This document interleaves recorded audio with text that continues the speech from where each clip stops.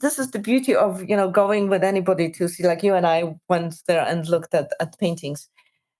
A painting is whatever the painting tells you, whichever way it speaks to you. I might be fascinated by the pink colors of it because I love color, and I love the way the things is painted. And you might be looking at the social aspect of it. um, every painting, you can find something for yourself in a painting if Right. you look hard enough. In a good one, obviously. If it's lousy painting, then there's nothing you can. It's not salvageable, right? It's But this, true. see, for you, you find different Yeah. interpretations that it would never occur to me. So it's fun to go sometimes to a museum and just look at the painting and say, what does this tell you?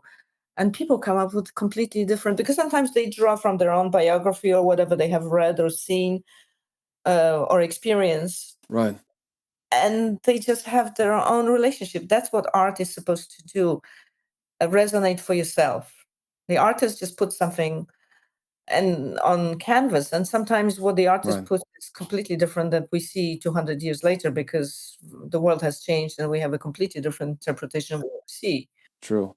right? So there's not only the individual element of relating to specific emotions that are being portrayed or social elements, but there's also what will you say, the current trends in society that are at play, or how people relate to animals and what role they play in society. So there's a bigger, I wouldn't know a fancy word to describe that, but there's a bigger element at play there.